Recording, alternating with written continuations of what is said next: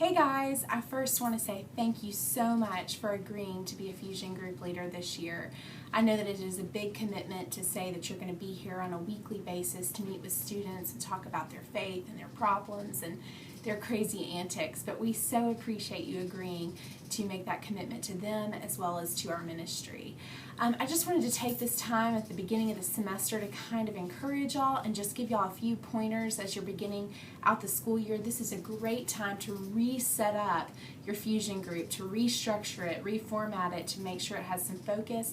It's also a great time to help those students be able to dive a little bit deeper. So first of all, I want to thank you because this is a safe place. That's what the whole point of Fusion groups is, to have a safe environment where students can question, probe, learn about their faith, talk about life with a caring adult or adult or two, which some of your groups have. And so we are so thankful that they have that opportunity in that space, but we also need to help create that for them.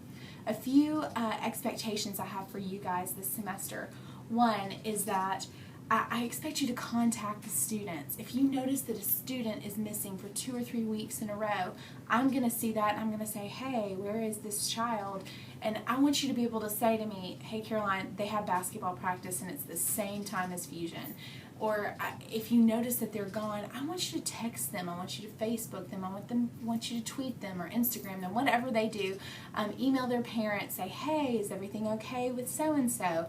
Make sure they're doing all right, because that is how we keep them involved. Is a lot of times they can get sidetracked, and after they miss 1 or 2 weeks, it's easy for them to make an excuse and say, oh, I haven't been at all this semester. I'll just let it go.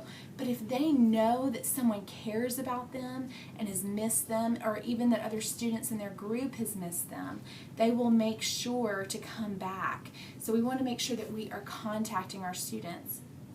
Also, I want you to be praying for them individually, by name if you can. Just make sure and keep them in your thoughts and your prayers. I know that this is such a weird time in their faith and in their life where they are just really trying to figure out who they are. They're bridging that gap between being a kid and an adult. And so we want to help bridge that gap as much as possible. And a lot of them are making big decisions this way and that way. And we want to make sure that we are praying for them. We're lifting them up. So please be doing that. And also, I want to ask that you be available to them. Available in a few different ways. Many times in small group settings and as a mentor capacity, and many times you are expected just to listen. I want you to be available to listen to them if they need to talk. I want you to be available to listen just if they need to vent. A lot of times that is all that a high schooler or really anybody needs whenever they come to someone with needs for help. But also I want you to be available to teach them, available to challenge them, just making sure that you have that attitude of, I'm here to serve you. I'm here to be able to encourage you, even if it is just by listening or saying, hey, you know what, something like that happened to me in the past, and I'm just going to be available to share my story with you. Here's what I learned, or here's some pitfalls I wish I had not have taken. So just be available to them. Also, I wanted to give you a few pointers on how to lead a small group. I know many of you have been leading small groups for 10 years and have been with these students since a small age, and if you're that person, I hope this serves as just a reminder to you of just a few things to refocus. First of all, every small group needs something fun, whether it be a funny, silly question, a would you rather do this or this question, what kind of toothpaste do you use and why? Is it because your mom buys it for you or because you're very particular about your toothpaste? Every small group needs something fun. Every small group also needs something to focus them, whether it be if you notice that whenever they come in, they are just blah, blah, blah, talking, and you can't get them to center and focus.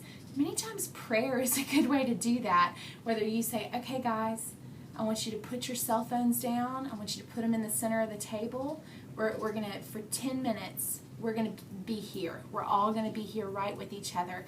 And I want us to start with prayer. And you center that prayer and you focus them that way. Or maybe there are different techniques that you can use to do that. I know for my small group, I lead the 10th grade girls. What we have chosen to do is that we have dinner every time that we meet, and usually while we're sitting eating dinner, we're being silly, and about halfway through the dinner conversation, I will change it, and they know. Like, it's funny, they will sit down to dinner and they'll say, I know what my POW is of the week, and they're ready to start that. But over dinner, I go ahead and start the conversation of what is your high and low of the week. And we go around the table during dinner and we tell the highs and lows of the week. And that kind of gives the opportunity for, if there is a silly, awful story that one of them needs to share about how they tripped down the stairs in front of the boy that they liked, they can share that horrible moment with us, and we can all laugh and we can all joke and say, oh, I've done that, and we can have conversation about it. But at the same time, it has a little bit of a centering effect. It's, again, working down that funnel of being silly and having fun to eventually getting to the nitty-gritty of what is it that we are trying to learn tonight. And so I would encourage that. I really wish that each one of your groups would have a high and low time of the week. We call them POWs and WOWs. You can call it whatever you want to. But I know that is a great part of our group, because it helps me and the other leaders in my group to know what is going on in their lives. What do they find tragic in their life? Is their tragedy that their parents are going through divorce and something really horrible happened with that situation this week? Or is it that they simply tripped? That helps you know where they are in their life, their faith, all these different things. So I really would encourage you to do that. Also, another technique that I've seen work for guys a lot, I know that sometimes, especially with younger guys, it's hard to keep their attention span, and keep them from interrupting each other whenever they're talking, even whenever they're doing something like highs and lows of the week. Something as silly as a truth turtle or a stuffed animal of some kind, or I don't suggest footballs or basketballs because many times they'll start throwing those, but I had a small group leader for many years who started out with a group of boys at 6th grade, and he had a turtle stuffed animal that he would take to small group, and it was the truth turtle. And you could only talk if you had that object in your hands. So if you have a hard time focusing your group, that might be something you need to do. Just make sure it's not something that they can use as a distraction. Also, another thing I want you to do during your small group time is have a lesson of some kind. That might be our live curriculum, which if you do not have the access to that, you need to let me know that. I will probably be sending out an email this week or next week if you need to re-see that website and the password and all of that. But there is 2 years worth of curriculum, all different topics that you can study. And it's right there where you can even email the parents ahead of time to let them know, hey, this is what we're studying this month. So if that's what you feel like you need to do, that is great. And you can usually, after you've been with your group for a little while, be able to gauge what exactly they need to learn about right now. Also, I know some of you have done different book studies, whether it's a book of the Bible or a different series of books.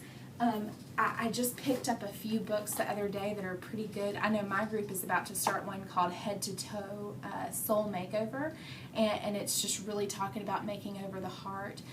There's also a really great book by Craig Groeschel, who's a wonderful pastor and minister, and it's a book called Weird, and it's talking about living a life that really reflects God and how weird that can be, how you're called to be a little bit different than the average bear, if you will. And this is a small group study, and we can get the videos if you'd like, but it has some great discussion questions in Scripture that you can look up and examples if that's something that you're interested in. Also, a book study that I've done before is called Crazy Love by Francis Chan. It's kind of old at this point, and it's been around for about 5 or 6 years now, but it is always a great study to revisit because it's talking about the crazy love of God for you. And it's a great one for adults and students. Another suggestion, if you are having a hard time focusing your group, I know I've done this before. I did this with Girls Walk this summer because I had such a variety of girls in different ages and stages of life.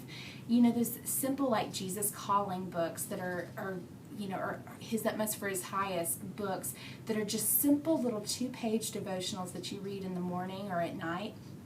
sometimes those are good books to use because you can read through that and you as an adult can easily form 3 to 4 good small group questions out of that and then use it. And you could read it with your group and then say, okay, what do you think he was saying by this? What do you think that means?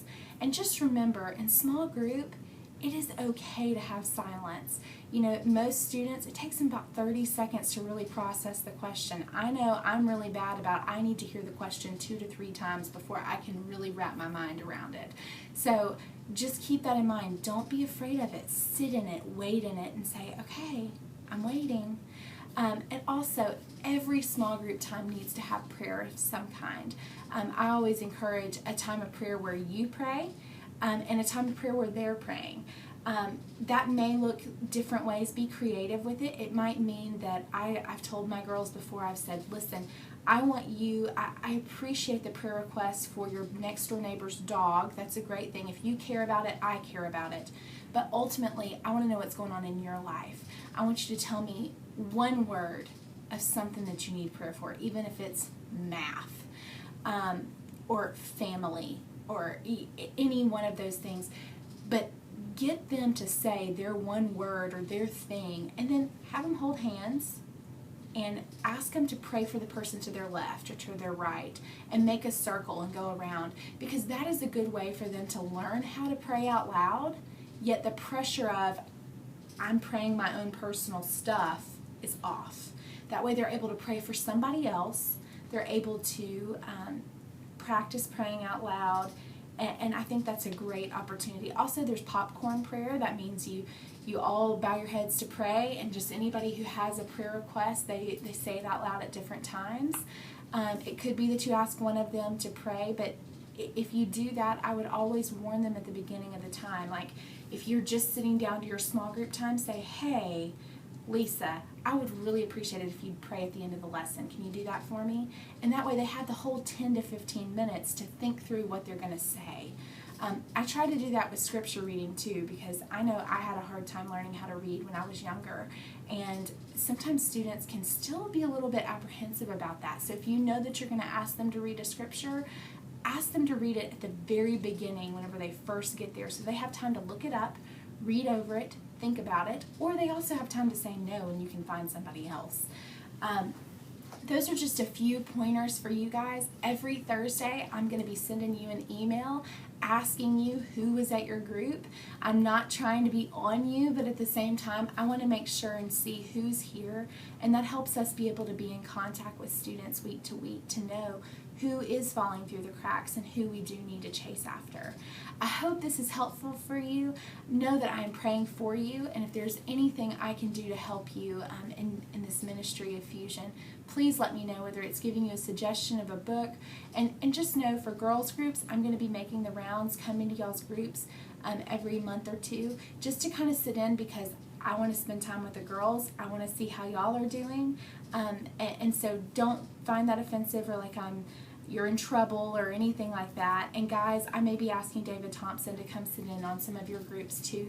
So don't be alarmed if that happens. Thank you again for doing this, and I just hope you have an awesome day. Thanks. Bye.